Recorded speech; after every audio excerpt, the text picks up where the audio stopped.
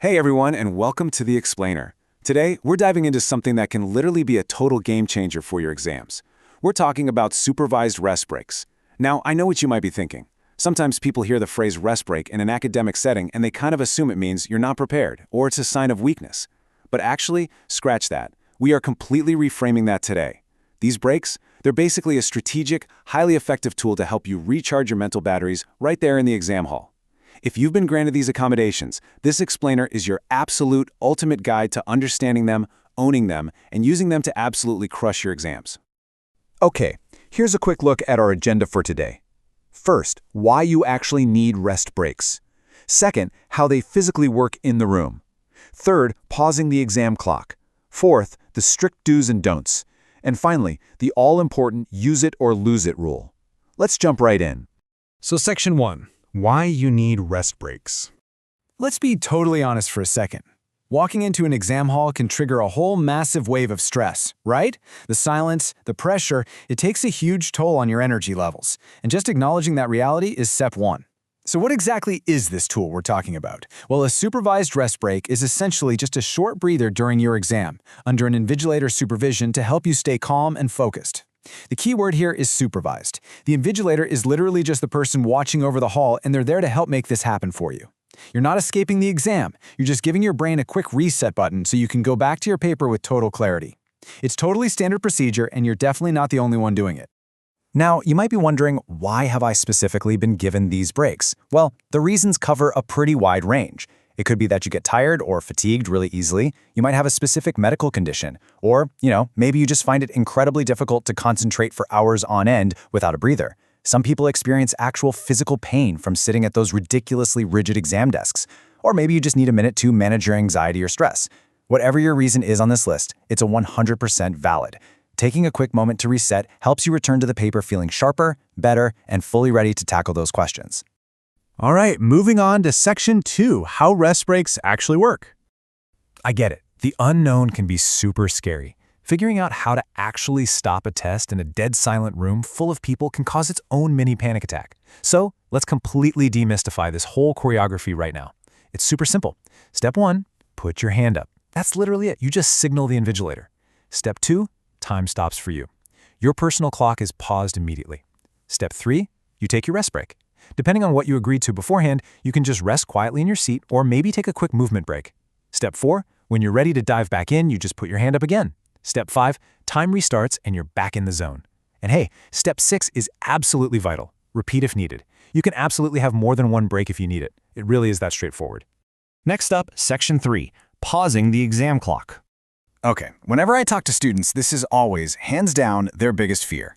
They step into the hall thinking, man, if I take a break, I'm throwing away precious minutes I desperately need to finish this essay. But let me clear this up for you right now. With absolute certainty, rest breaks stop the clock. Period. When your hand goes up and the invigilator acknowledges you, your countdown timer is frozen in its tracks. You've really got to trust the system here. The clock completely stops for you. So, to put that into perspective, let's look at how the math actually works at the end of the day. Say you take a 10-minute break. Those 10 minutes of break time are simply added to the very end of your exam. What does that mean for your actual exam time? It means you do not lose a single second of it. No way. If you were given 2 hours to write a paper, you get exactly 2 hours of writing time, whether you took a break in the middle or not. The time you spend resting is completely 100% separate from the time you spend testing. Okay, Section 4, the do's and don'ts. Because you are still technically under exam conditions, there are some really clear boundaries for what you can and can't do. We definitely need to lay these rules out clearly so you don't accidentally break any. On the do side, which is all about recharging, do rest quietly. Do stretch or move gently if that's been agreed. Absolutely drink some water. You can use the toilet if the invigilator says it's okay, and definitely do some deep breathing exercises, whatever helps calm your nerves. But on the don't side, and these are incredibly strict, do not talk to anyone else. Absolutely do not pull out a phone or any electronics whatsoever. No way. You cannot look at your exam paper or notes. You obviously can't ask for help with the test, and you definitely must not make your break longer than what was agreed. Treat this time exclusively as a battery recharge, not a time to scheme about the test. And finally, Section 5, use it or lose it. All right, this is the part where we talk about empowering yourself. Getting this accommodation approved is honestly only half the battle. You actually have to step up, advocate for yourself, and use it. I literally cannot stress this enough. Use it or lose it. In the school system, your supervised rest breaks are officially classified as your normal way of working. Basically, what that means is if you don't actually use these breaks during the school year, the school might not have the evidence they need to prove you still require them. And without that evidence, you risk losing the accommodation completely for your final exams. And we definitely do not want that. So how do you build up that evidence and get comfortable? You practice. Honestly, treat it like a fire drill. You should practice taking these breaks during your regular lessons where it makes sense to. Use them during your class assessments. You absolutely must use them during your mock exams. That way, when the real final exams finally roll around, taking a break feels like total second nature. By practicing early, you figure out exactly what works for you, when you tend to hit a wall, and how to get the absolute most out of your downtime. Before you even step foot in the hall, your mindset needs to be totally locked in. So here is your ultimate pre-game checklist. Mentally tick these off with me. I know how my breaks work. I know when to ask for one. And quick tip from the source material. Definitely ask for it before you get way too tired. I know that the clock definitely stops. I know my break time is added at the end.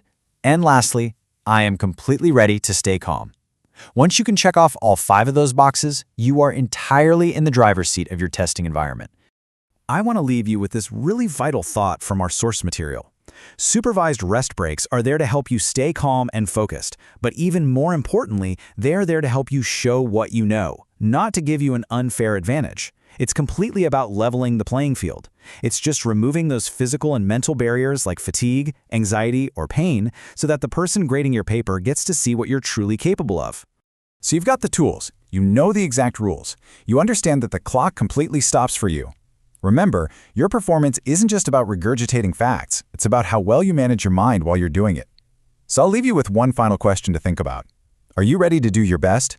Trust the work you put in, use your breaks smartly, and go show them exactly what you're made of. Thanks so much for hanging out with me for this explainer, and seriously, good luck!